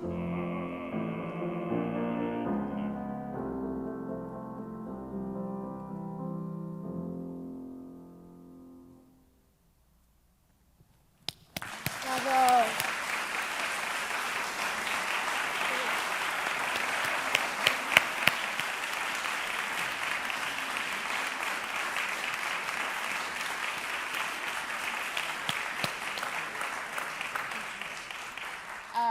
So just to echo what I said, you know, throughout life, there'll always be tiny little things that we can work on here and there. We can pick apart any song, each one of us, about ourselves. And there'll always be small things to work on. The reason that I don't want to do that is because I think that what's at the heart of song is this kind of level of authenticity. And it's a kind of, it's sort of half of it comes from something within you that you feel, and so therefore clearly it's very direct, between what's going on with your thoughts and your heart and how that expresses itself. So sometimes, some people are like better at that than others. So this is the kind of work that we do. So then other people will have that and then they have to work on technique, or other people will have technique and then they have to find the more direct path between expressing what they're feeling on the inside to what's showing on the outside. So you've seen all different types of work today. I suppose there's only one tiny thing that I wanted to say. When you get to this, here, I'll show you. Here, I noticed that you can sort of, to articulate that, you do it a little bit deeper in your body. I thought you kind of articulated it up here a little bit, and so it kind of got a little bit of a hike of air into it. And the only other thing that I mean, we can try that bit if you want to, but because this text repeats at the end, I just want to make sure that you have a very specific feeling when you first sing this first stanza, that the journey is beginning, and how that relates to when you repeat it again. And what could be a good exercise that we could do is to do them back to back. So take out all the middle, take out all the journey, and let's see, you know, if you can telegraph that without having done the journey, how exactly these two verses, similar melody, the same. And when you get to this very end, von der schönen this is the slightly, like, kind of sentimental part of Schubert, I think. And you can, it doesn't have to slow down, but just place them with that caring that he's composed in through there. Do you want to do those two verses back to back? Yeah. I'll leave you with that one because I'm sure you'll fix that or something. What are you, like, you tell us before you do them, how you think they're different. Fear and resignation. So first one, fear and resignation. The second one. First one, fear, second one, resignation. Yeah. In a positive resignation or a negative? A little scared, but like the rest of us. Can you show that? Can you do them back to back? Yeah.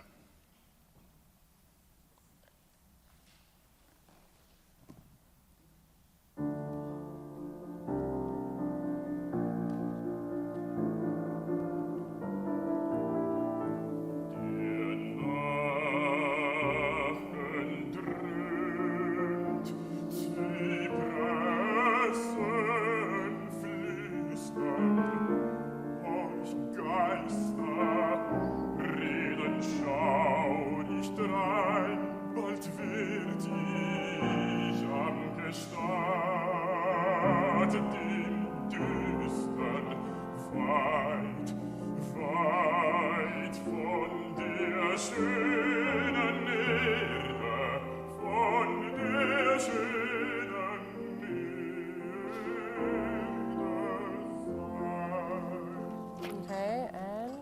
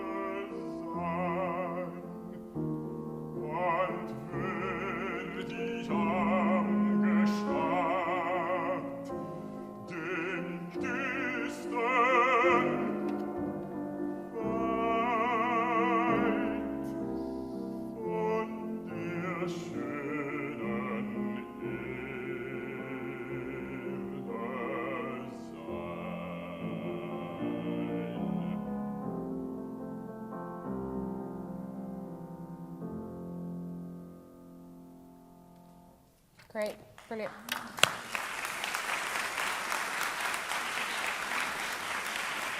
Sync that up a little now that you know it. Just because it's that little bit that sort of tugs on the heartstrings. Don't do it then the first time. So be very fluid the first time.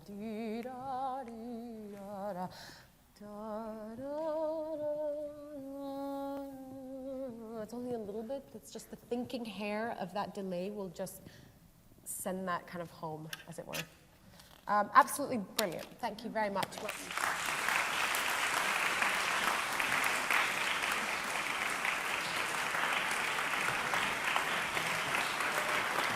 So if anyone has any more questions, now is the time to ask them, but if not.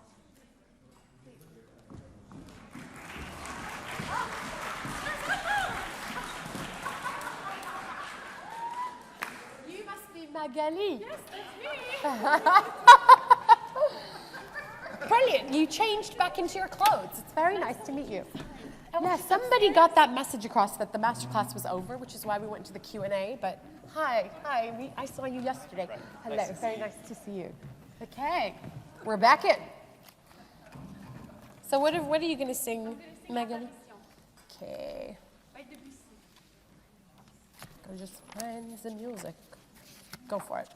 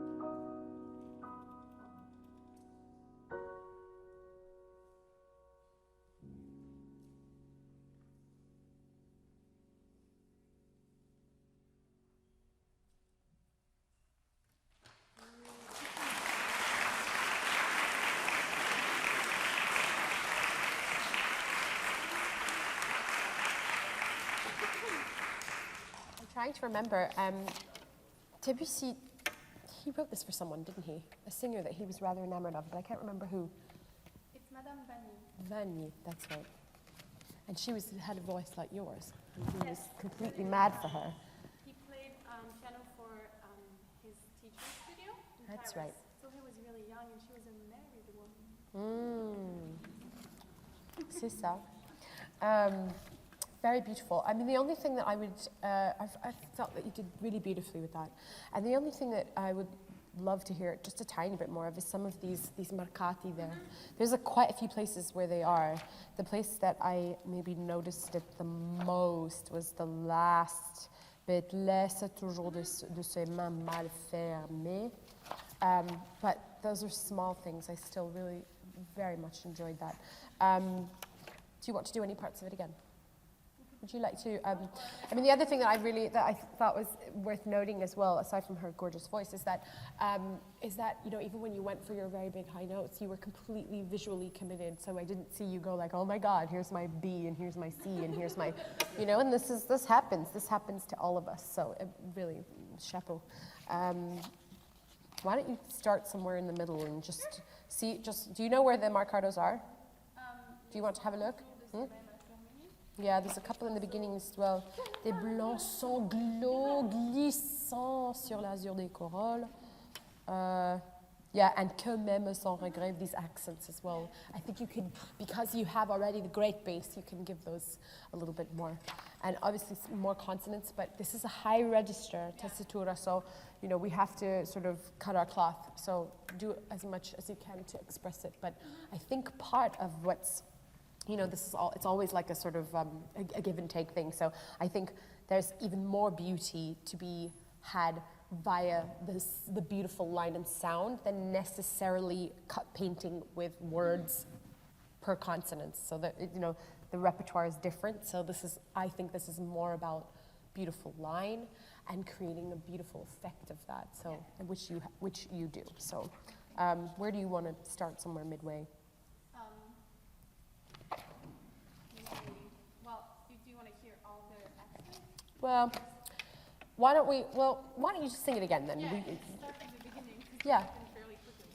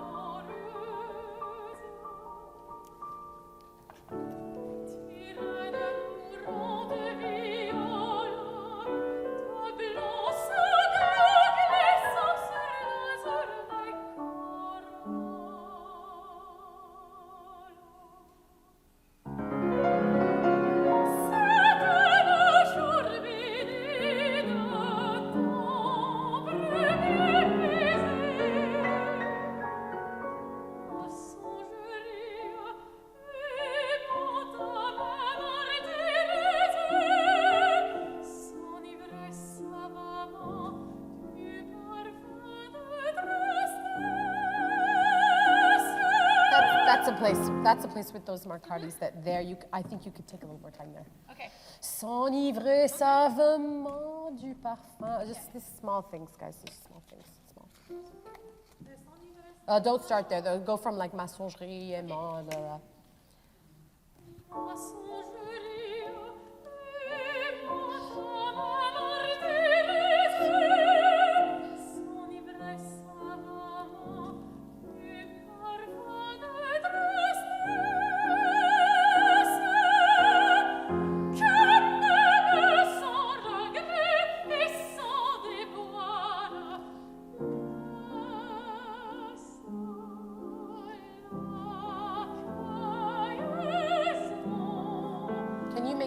Dynamic contrast there. Again, these are the like tiniest things.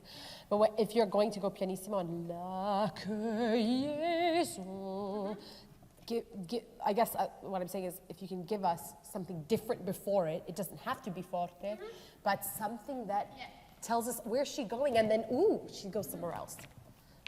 Maybe from ma songerie again. These are tiny things, guys. We're just fine-tuning here.